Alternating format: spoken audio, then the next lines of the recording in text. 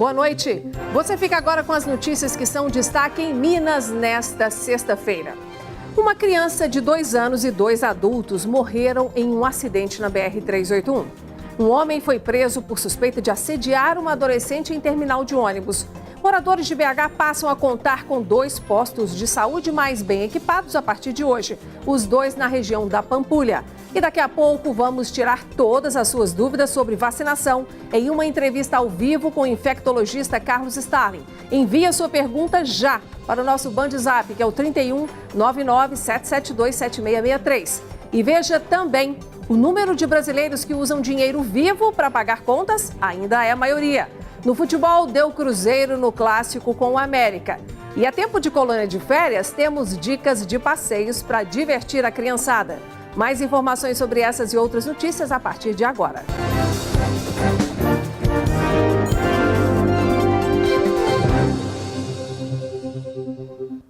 Hoje, o prefeito Alexandre Calil falou sobre as 2 notícias que marcaram a semana aqui em BH. Segundo ele, a auditoria nas contas da BH Trans, prometida para outubro, vai mostrar se as passagens estão caras ou baratas. E sobre a retirada dos moradores de rua, ele disse que eles sairão das vias porque a capital não pode ser vista como um paraíso para o sem-teto. O prefeito esteve hoje na retomada das atividades de 2 postos de saúde. O centro de saúde começou a funcionar hoje em novo local.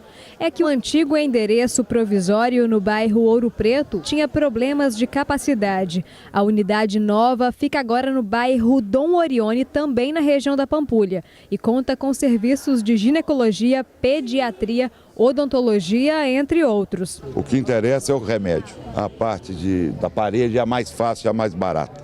Nós temos que rechear com muito médico, muita enfermeira, muita atendente e muito remédio. Isso aqui não pode faltar. E diminuir aqui, que é a saúde primária, o tempo de espera, o acolhimento mais generoso, porque nós não podemos correr para a UPA ou para um hospital toda hora. Nós temos que ter aqui uma estrutura robusta para aliviar a tantas UPAs quanto aos hospitais, porque, obviamente, com essa crise no Brasil, a nossa demanda tem aumentado e a nossa verba não tem aumentado. O provisório Centro de Saúde Serra Verde também faz parte do plano da Prefeitura de melhorias nos centros já existentes na cidade. A unidade provisória foi construída em um imóvel cedido pelo Estado ao lado da cidade administrativa. Nós tivemos que mudar o Centro de Saúde Serra Verde de local porque o antigo Serra Verde desmoronou um pedaço do centro de saúde e inviabilizou o trabalho das equipes lá. Houve transferência de lugar e vocês puderam ver que as condições de trabalho para os trabalhadores da saúde e o conforto para os usuários aumentou nas 2 unidades. Durante a visita, ao ser abordado pela imprensa, Calil também falou sobre a abertura da caixa preta da BH Trans. É só para a gente saber se a passagem de ônibus está cara ou está barato. Então nós vamos descobrir se está caro ou está barato, porque nós estamos de posse dentro do sindicato 40 mil documentos. Ele ainda defendeu retirada e acolhimento da população que vive nas ruas de BH. Nós temos 2 etapas. Primeiro é lugar para acolher, porque nós vamos tirar. É uma determinação minha. Isso aqui não pode ser o paraíso do morador de rua. Por outro lado, nós não podemos julgar o morador de rua no Rio. Então nós estamos, primeiro, aumentando o modo de acolhimento, para a gente tirar da rua e ter onde colocar. Mas que passamos de 1 equipe para 10 equipes de abordagem do morador de rua. E daqui a pouco, aqui no Jornal Band Minas, teremos a participação de um infectologista para tirar todas as suas dúvidas sobre vacinação. Gente, o assunto é muito sério. Doenças que já estavam erradicadas aqui no Brasil estão voltando a ser registradas e isso acende um alerta para todos nós. Mande a sua pergunta aí agora, para você não esquecer, para o médico Carlos Starling, que é diretor da Sociedade Mineira de Infectologia. Anote aí o nosso Band Zap, é o 31 99 772 7663. Uma criança de 2 anos e 2 adultos morreram em um acidente entre um caminhão e um carro na BR-381 na manhã de hoje, ali próximo à cidade de Periquito, na região ali do Vale do Rio Doce. Segundo o Corpo de Bombeiros, o carro que seguia no sentido Governador Valadares entrou na canaleta, perdeu o controle, atravessou para a contramão e foi atingido pelo caminhão. O motorista e a criança morreram na hora. Uma passageira chegou a receber socorro, mas morreu a caminho do hospital. O motorista do caminhão não se feriu. E mais um crime de abuso sexual foi registrado no Triângulo Mineiro. E dessa vez, um homem teria passado a mão em uma adolescente. Ele foi preso quando saía de um terminal de ônibus em Uberaba. O fato foi registrado no Terminal Oeste do transporte coletivo, quando uma adolescente de 13 anos descia do ônibus e percebeu que o homem apertou suas nádegas. Irritada, ela chamou as autoridades. Nós chegamos ao terminal, essa adolescente ela se encontrava bastante nervosa e esse senhor ainda se encontrava no interior do ônibus, ele foi abordado no interior do ônibus e nós demos voz de prisão ao mesmo. O suspeito do crime nega que tenha abusado da adolescente e fala que estava carregando uma marmita que encostou na jovem. Isso aí é negativo. Eu estava pegando meu almoço lá na praça, de um terminal para o outro, para pegar o outro ônibus, o vetor, encostou a marmita na moça, ela disse que eu toquei nela, eu nem percebi. Testemunhas contaram que ele já atacou outras vezes no terminal de ônibus. Ele já é conhecido, né, nos dois terminais, já teve outros fatos relacionados a ele, nos dois terminais. Ele sempre, na maioria das vezes, alega que ele esbarrou na pessoa. E ontem nós mostramos aqui no jornal as imagens de uma adolescente de 15 anos que teve os cabelos cortados à força pelo namorado, que queria puni-la por tê-lo traído. O suspeito, mostrado nas imagens, foi preso ontem mesmo pela polícia, inclusive com suspeita de tráfico de drogas. Mas a moça, que havia sido mantida em cárcere privado pelo rapaz, desapareceu antes que a polícia chegasse para resgatá-la após uma denúncia anônima. Hoje, a moça foi encontrada e levada de volta para a família. O número de brasileiros que usam dinheiro vivo vem caindo no Brasil, mas eles ainda são maioria. 60% dos consumidores ainda preferem pagar os gastos dessa forma. Mas no dia a dia, as pessoas estão evitando levar quantias mais altas na carteira. O dinheiro que a Lenice traz de casa tem destino certo. Dando com uns trocadinhos, 5, 7. Hoje mesmo eu tô com 7. É, mas cadê esse dinheiro? Deixa eu ver. Aqui, tá aqui. Pega ele pra gente. 5 reais. Aqui. Você anda com moeda também? Tem moedinha. R$1,55. Dá pra fazer o quê? A bala, os chicletes. O hábito de usar cédulas e moedinhas ainda não foi abandonado por muitos brasileiros. E às vezes elas são a única forma de pagamento, por falta de alternativa. Quase 30%, por exemplo, recebem o salário em dinheiro vivo.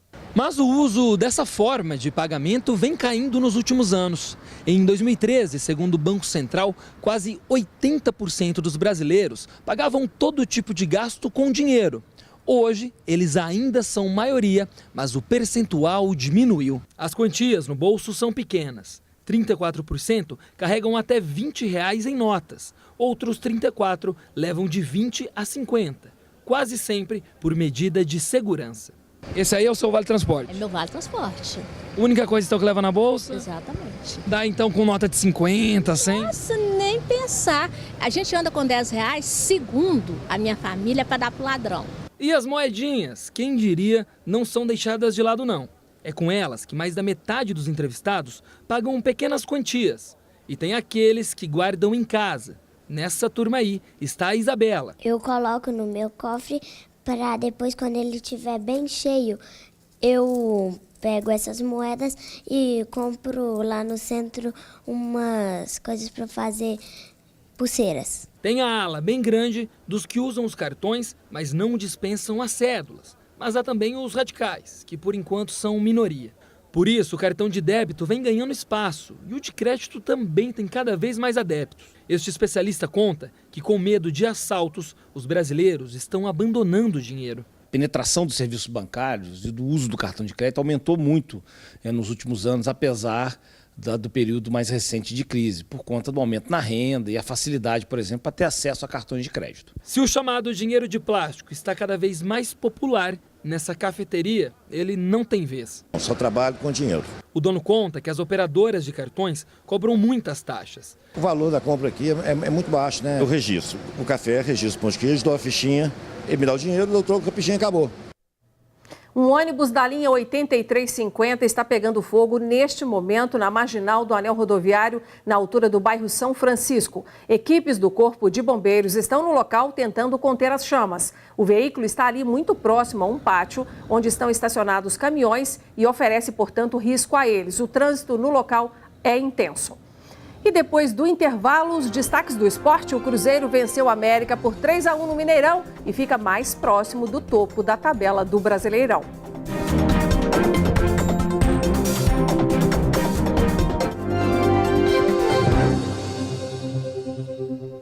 Hora de falar de futebol. O Cruzeiro venceu o América por 3-1 na noite de ontem no Mineirão. No jogo de estreia de Barcos, 6 gols, mas 2 da Raposa foram anulados. Com a vitória, o time fica mais perto do topo da tabela do Brasileirão, enquanto o Coelho fica cada vez mais próximo ali da zona de rebaixamento. No primeiro lance de perigo do jogo, a bola até entrou. Arrascaeta recebeu o impedimento do estreante da noite Barcos antes de tocar para Thiago Neves. Gol anulado. Aí, com meia hora de partida, Dedé literalmente pisou na bola. O América aproveitou. Christian acertou um belo chute no ângulo. Golaço. América 1-0. Mas a alegria durou apenas 3 minutos. Robinho recebeu na área, João Ricardo saiu bem, mas a bola sobrou para Arrascaeta deixar tudo igual. Na sequência, mais um gol anulado da Raposa. Cruzamento da direita, Thiago Neves não alcançou e Arrascaeta completou no segundo pau. De acordo com a arbitragem, de novo impedido. No segundo tempo, a Raposa fez valer o talento que tem na frente.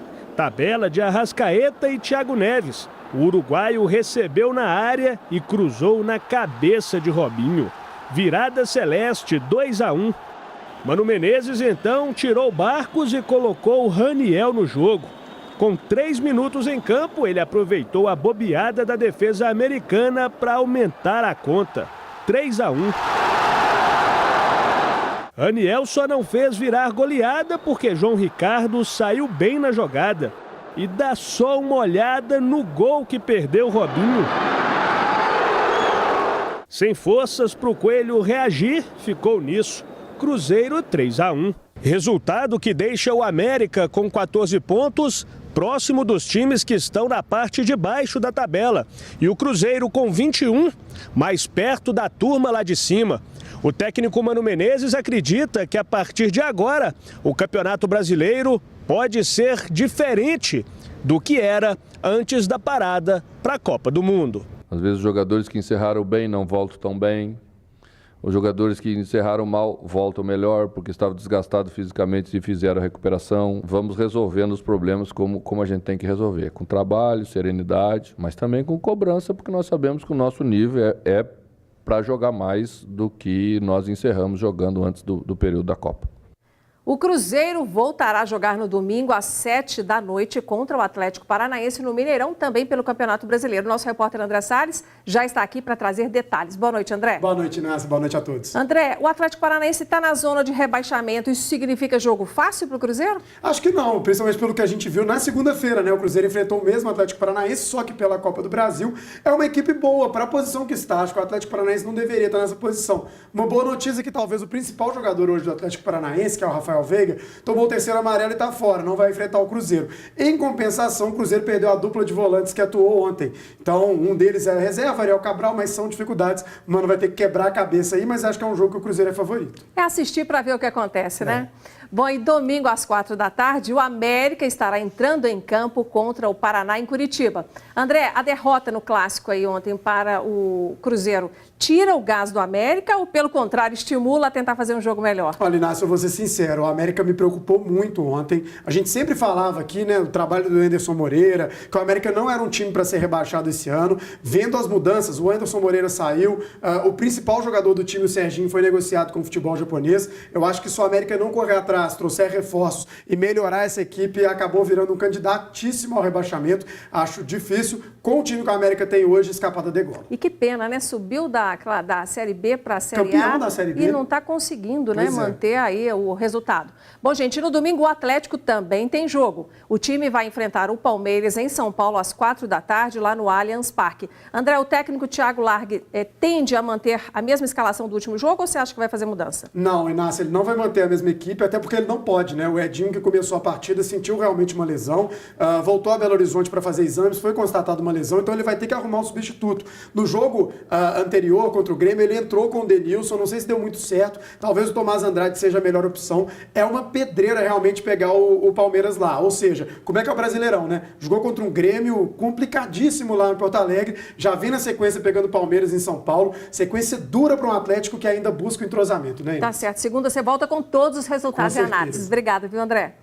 E eu tenho um convite para te fazer. Amanhã o programa DNA, apresentado pelo jornalista Paulo Navarro, vai receber o executivo Flávio Guimarães. Ele nasceu em uma família de empreendedores e desde cedo mostrou gosto pelo trabalho e pela inovação. Flávio nasceu em Belo Horizonte, aos 31 anos já tem muitas histórias para contar e uma trajetória profissional de bons desafios, na qual se destaca aí o cargo atual de diretor financeiro do Banco BMG. O programa DNA é amanhã, às 6:50 da noite, não perca. E depois do intervalo, a gente fala sobre a importância da vacinação. Minas não atingiu nenhuma meta de imunização das 7 principais vacinas para crianças menores de 1 ano.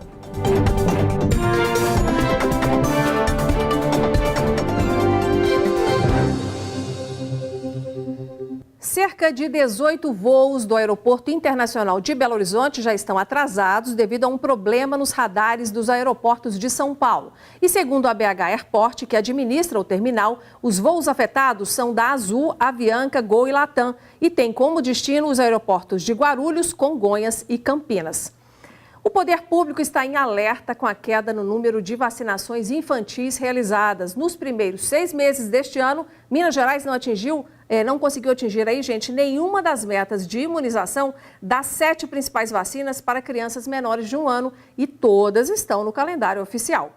Um dos motivos que vem sendo apontados para explicar esse resultado são as notícias falsas disseminadas pelas redes sociais. Para ajudar as famílias a se informar e a tomar a melhor decisão, nós convidamos aqui para estar conosco no estúdio o infectologista Carlos Starling e ele vai tirar todas as suas dúvidas.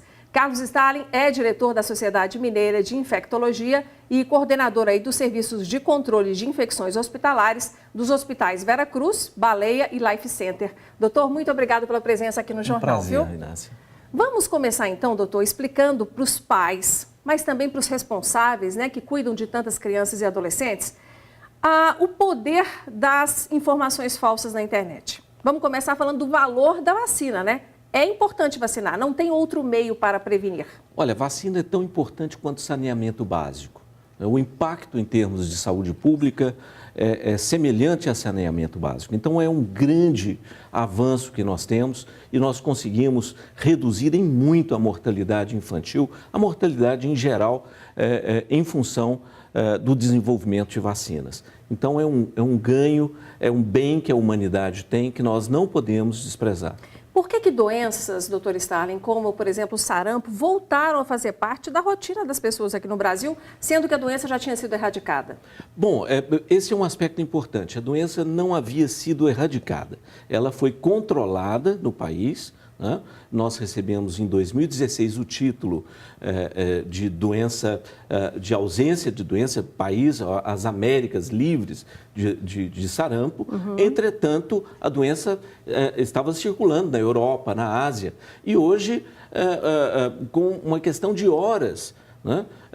O indivíduo sai da Europa, de Portugal, da Alemanha e chega em São Paulo, Belo Horizonte. Então, a doença ela está circulando no planeta e se a nossa taxa de vacinação, de cobertura vacinal, cai muito, nós ficamos com uma população susceptível à doença muito grande. Então, há uma condição favorável para o retorno do sarampo, que é uma doença altissimamente transmissível e grave. Doutor, a Fabiana, aliás, o José Eduardo aqui da Pampulha, ele está querendo saber se a vacina contra o sarampo, que a gente está falando aqui, está disponível nos postos de saúde de BH? Está disponível em todos os postos de saúde, deve haver uma campanha agora, vai acontecer uma grande campanha para ampliar e melhorar essa cobertura vacinal. Então, é uma vacina gratuita, segura, muito potente no sentido de produzir imunidade contra o sarampo, e nós temos que voltar a ser um país livre do sarampo. Nós temos aqui uma pergunta da Sandra Viana, aqui de Belo Horizonte, querendo saber aqui do senhor. Ela diz que é portadora de lúpus eritematoso sistêmico, e ela pode tomar vacina nesse caso? Bom, se ela estiver fazendo uso de imunossupressores, de drogas, medicamentos para controle do lúpus, ela deve consultar o seu reumatologista ou o infectologista para saber se pode tomar, né? Se o risco for muito grande, o risco for maior do que o benefício, não deve ser tomado, não deve ser aplicado. Esse é um grupo que deve ser protegido a partir da vacinação de todo mundo. Se todos vacinarem, essas pessoas ficam protegidas, aquelas que não podem. Ou seja, a vacinação tem um efeito que nós chamamos de efeito rebanho. Mesmo aquelas pessoas que não podem tomar a vacina, ficam protegidas pelos demais que são vacinados. A vacina o vírus não circula. Tá certo, doutor. A gente tem outras perguntas, mas o tempo infelizmente acabou. A gente quer contar com o senhor aqui em outras oportunidades, porque permanecem as dúvidas. Tem muita gente ainda que tem dúvida se vacina ou se não vacina o filho. Por hoje eu te agradeço, tá bom? Eu fico à disposição. Tá ótimo. Muito obrigada, doutor Carlos.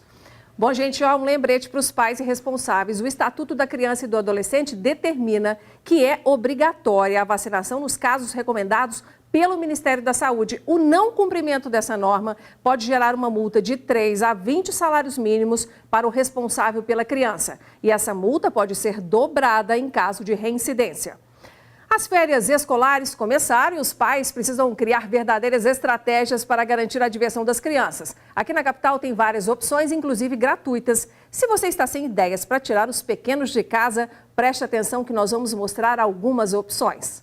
Desce de carrinho de rolimã, se diverte no balanço, se suja bastante com areia e terra. Ninguém aqui está com pressa para que o mês de julho chegue ao final. São vários ambientes para crianças de 0 a 6 anos de idade, onde a parte sensorial e artística de cada uma é desenvolvida. A gente sempre escolhe materiais e texturas que vão trazer essa dimensão mesmo dos sentidos, vão despertar nas crianças cheiros, temperaturas diferentes. Esse aqui é o ambiente onde as crianças ficam completamente à vontade e soltam a imaginação.